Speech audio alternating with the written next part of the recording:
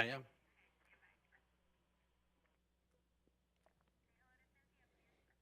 Hi, Cynthia. How are you? Good. How's Tom today?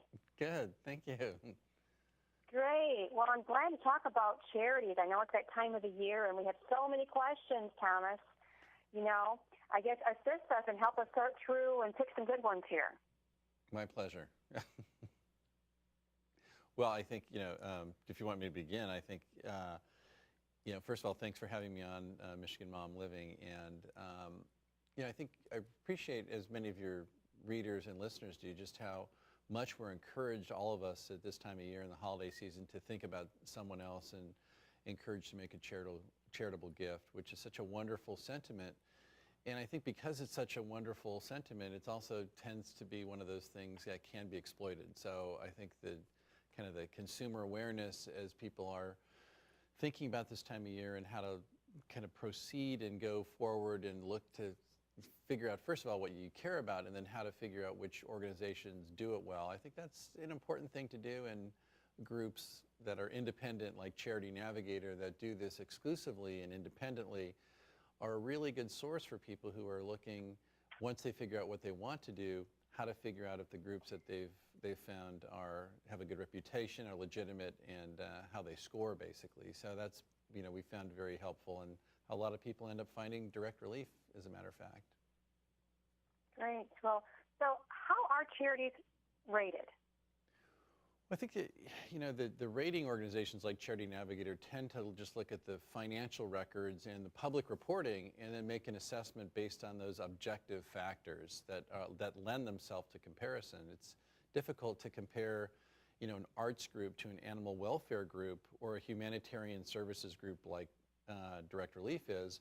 But what can be compared is how they use their money, the percentages that are spent on various things like fundraising and administration, how much of that goes to the programmatic activity, and things like that. So I think that the rating tends to be one-dimensional about finances and governance, which is really important, but it doesn't really, evaluate the relative merits of, art versus animal welfare versus humanitarianism. It doesn't do that. That's up to the individual donor.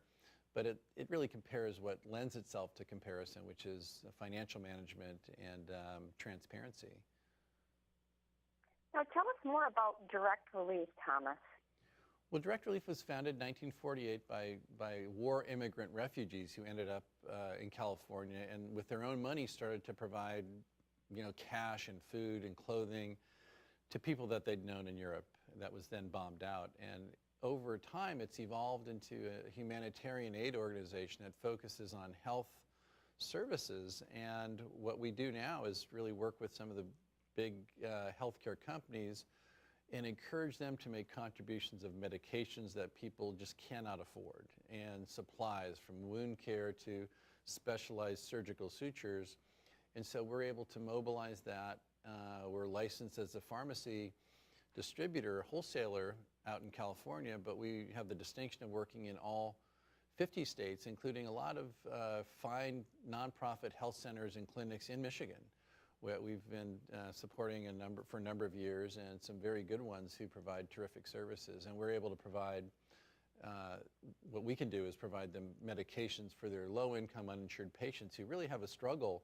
They can get in and see a doctor and get a prescription, but if you don't have money, I think getting your prescription filled is a challenge that we see here in the U.S., but much more extreme pressures internationally, which is, Direct Relief works in about 80 countries around the world, as well as all 50 states here. Wow. So I guess I've never heard of Direct Relief before, so it's kind of an avenue for us if we don't know which direction to go into, Thomas. Yeah, I think for donating. Yeah, directrelief.org. I think we can. We've been, we're 68 years old. We haven't spent a lot on fundraising and visibility. I think we've earned a good reputation and good ratings on places like Charity Navigator. But certainly, I think you can see all the 27 health centers and clinics that Direct Relief supports in Michigan. And we're just in a fortunate position when something like the water crisis in Flint, Michigan happened. I think people who know us knew that they trusted us, that we had a good network, and we were able to, I think, raise about $50,000 that we passed on to the local health center so they could do lead testing. That was a cash support, but in addition to about $2 million in support that we've provided in the form of medications to facilities in Michigan in 2016 already. But it's, I guess we're an avenue into the health system that serves the poor in a lot of places, including in the United States, all over the, typically, areas where there are a lot of people who just need help. And there are people who dedicate their lives at the nonprofit health centers and clinics who provide very good services without much fanfare and not a lot of visibility. Internationally, we work with a lot of groups that do things like midwifery training and trying to improve the kind of tragic kind of mortality rates for infants and moms during delivery by making sure that there's someone who's trained and can attend a birth and that's well equipped to do so. So it's a fascinating job. We get to meet great people, but certainly sensitive to, at this time of year, to the many great charitable organizations that exist that do everything from environmental causes to animal welfare to arts and schools, and we're focused on humanitarian health services. Well, I know there are so many out there, and it's a big decision. What do I give to? And I know over the holiday season, some people do that instead of presents, and they have that idea of, what should I do? Where should I send my money? And just making sure it's going to the right place and being spent the way we want it to. It's huge. Right. Now, I think it's such a wonderful trait of our human species, this notion of empathy and altruism. And it's so compelling. It's also so compelling that it can be exploited.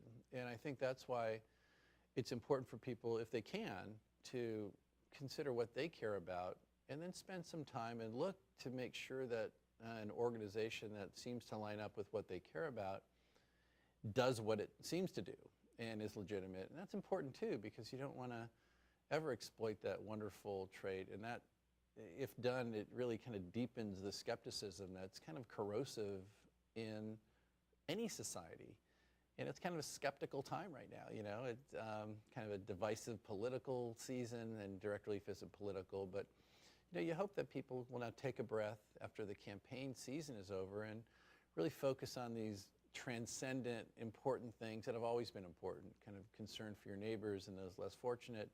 And that's a role that charitable organizations should play and should do well, and not just say nice things, but actually do things that advance the causes that they are involved with. Well, trust goes a long way, doesn't it?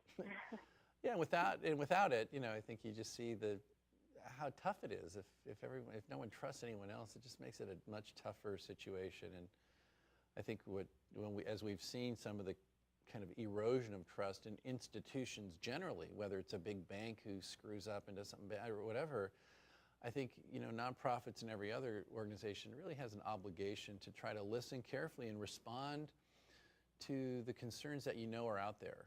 People want to know what you're doing with their money. Is it doing any good? What did you do with my money? That's the failure to do that, I think, is what causes sometimes the skepticism that arises.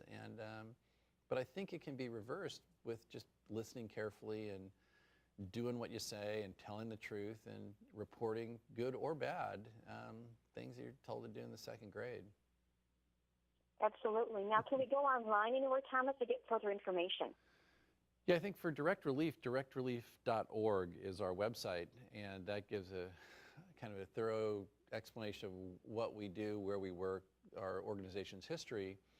And for some of the independent things I mentioned, like Charity Navigator, that is kind of the Consumer Reports type independent website that evaluates all charitable organizations and assigns a score to them. And that's charitynavigator.org. And I think that's an important thing for people who are interested in making contribution to do, so they can do their homework and find not only a cause they care about, I think people generally know that, but also an organization that does good work and they can trust. And that's the role that the independent rating organizations like Charity Navigator play.